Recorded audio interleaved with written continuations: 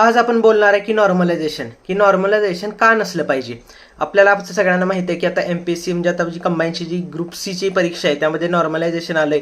Normalisation म्हणजे काही परीक्षा ऑनलाईन होणार आणि ह्याचे तोटे काय आहेत आणि ह्यामुळं की आपल्या विद्यार्थ्यांवर कसा अन्याय होऊ शकतो, आज आपण हा व्हिडिओ करणार आहे. आणि ह्याच्यात मी माझी पर्सनल गोष्ट पण शेअर करणार आहे की नॉर्मलायझेशनमुळे मला काय झालंय, मला कसा फटका बसलाय. राईट, चलो हे बघा. आता पहिले आपण सुरू करूया. पहिली स्लाइड. येस, मी SSC CGL दिलेली 2024ला प्री निघाली आणि मेन्स असती आणि मेन्सला मला मार्क्स पडलेले. मी सर्कल केलंय आणि मी हा फुल इमेज आपल्या टेलिग्रामला शेअर करेन. सेक्शन 1ला मला नॉर्मलाइज स्कोर किती झाला, 163.78 आणि सेक्शन 2ला 182 झाला. आणि मी खुश होतो, म्हणजे जेव्हा मला हे कळालं मी म्हणलं अरे की तसं आपण जास्त स्कोर आहे. मग काय झालं, जेव्हा मी ॲड केलं तेव्हा मला काय कळालं की हे बघा की आपला स्कोर येतो 346.77. आता हा स्कोर आहे, हा जास्त आहे, भरपूर जास्त आहे. मग मी तेच विचार केला की अरे मग पास तर व्हायला पाहिजे होतं. मग मी नंतर कट ऑफ बघितला. B17 म्हणजे पोस्ट आहे. ही पोस्ट काय आहे, तरी प्रिव्हेंटिव्ह ऑफिसर म्हणून पोस्ट आहे. तुम्ही मूवीजमध्ये बघितलं असणार, एअरपोर्टमध्ये व्हाईट युनिफॉर्ममध्ये ऑफिसर्स असतात, ती पोस्ट आहे. आणि मी जेव्हा CGLला ते सुरू केलेलं तेव्हा वाटलेलं की GST इन्स्पेक्टर किंवा ही पोस्ट मिळेल आणि मेहनत पण तेवढी केलेली. आणि बघा की त्या पोस्टचा UR म्हणजे जनरल कॅटेगरीचा कट ऑफ किती आहे, 348 आहे आणि 346 आहे. म्हणजे काय तर 1.3 मार्कांनी फक्त ही पोस्ट गेली आहे. म्हणजे जर आपल्याकडं कुठल्याही कास्ट रिझर्वेशन असतं किंवा इव्हन EWS जरी असतं तरी आपण ही पोस्टमध्ये असतो. आणि हो, कधी कधी विचार येतो की लाईफ वेगळी असते. म्हणजे आता हाय जे आहे ते चांगलंच सुरू आहे, पण मला कधी असं विचार येतो की अरे जर त्यावेळी जर जास्त मार्क्स पडले असते. आणि CGLला कसं आहे, एक प्रश्न बरोबर आला की 4 मार्क वाढतात. एक प्रश्न 4 मार्काला आहे. तर मग विचार येतो की अरे एक प्रश्न जरी तो चुकीचा जर बरोबर आला असता तर आज लाईफ वेगळी असती. कदाचित आज मुंबईमध्ये असतो किंवा कुठं पुण्यामध्ये कोल्हापूरमध्ये असतो, एअरपोर्टवर युनिफॉर्ममध्ये असतो. आणि हाय पेमेंट पण भरपूर आहे, काय तर 85 की 90 हजार पेमेंट आहे. आणि नंतर वाढणार पण, कारण ते 8 पे कमिशन. पण लाईफ डिफरंट असते डेफिनेटली. कधी येतो विचार, पण ठीक आहे. पण नाही का, दॅट्स लाईफ, शिट हॅपन्स. आता हे कसं आपण आता मी आधी म्हणलेलं की एवढ्या ह्यानी गेलंय, पण हे झाले. पण हे मला सांगायचं तात्पर्य काय आहे की नॉर्मलायझेशन अशी गोष्ट आहे की ते आपल्या हातात नाही.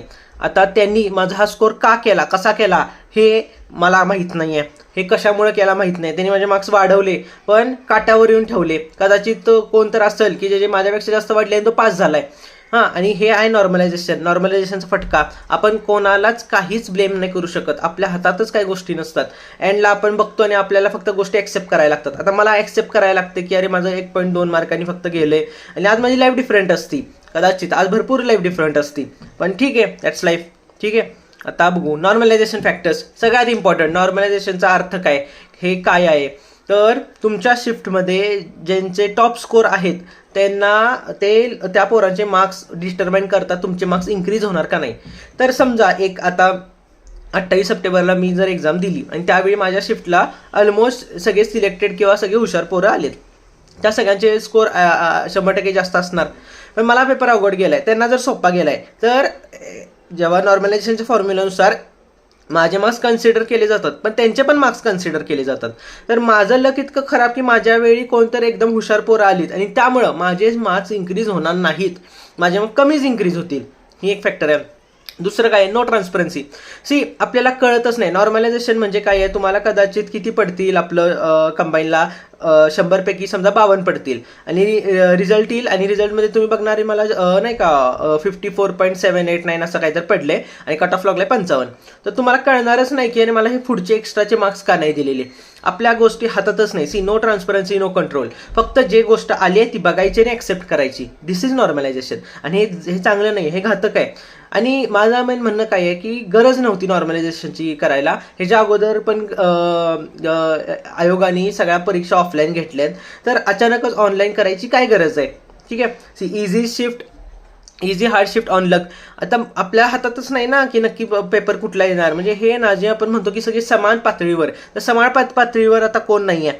कारण कदाचित मला पेपर इझी येईल आणि मला मार्क्स जास्त पडतील, हा पेपर हार्ड येईल आणि मार्क्स कमी पडतील. लोक काय म्हणतात की नाही हार्ड शिफ्ट आलं तर मार्क्स वाढतात. मला मान्य वाढतात, पण खूपच मला हार्ड गेला, माझा एकदमच लो जर स्कोर झाला तर वाढून वाढणार किती. या गोष्टीचा पण विचार केला पाहिजे.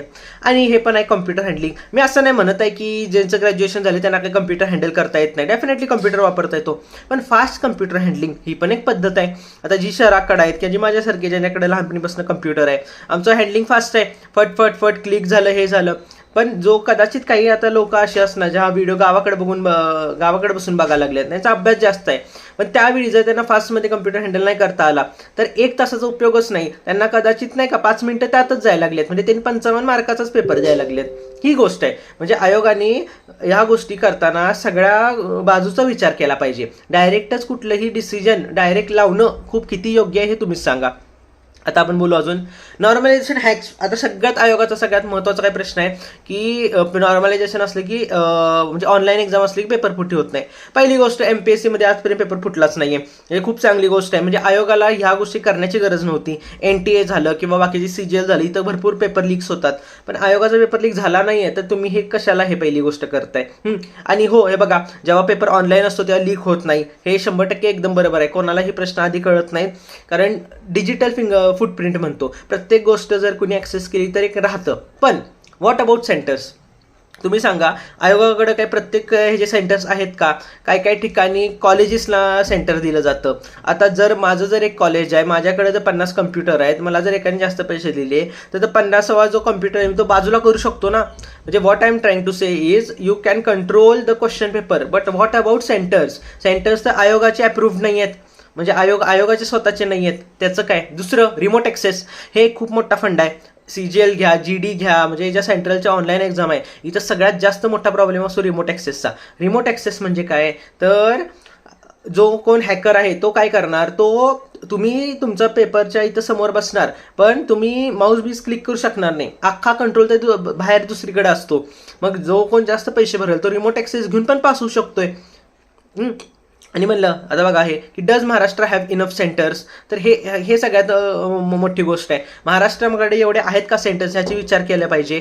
चांगले सेंटर्स आहेत का ह्याचा पण विचार केला पाहिजे. आणि सगळ्यात पलीकडं, व्हाय नॉट ऑफलाईन? हे जर माझं मत आहे की आतापर्यंत जर एक्झाम ऑफलाईन होत होत्या, प्री सारखी परीक्षा ऑफलाईन होत होती, आयोगाचे सेंटर्स आहेत, शाळा आहे, सगळे टीचर्स आहेत, म्हणजे सगळ्या गोष्टी होतात, तर अचानकच ही बदल करायची गरज काय आहे?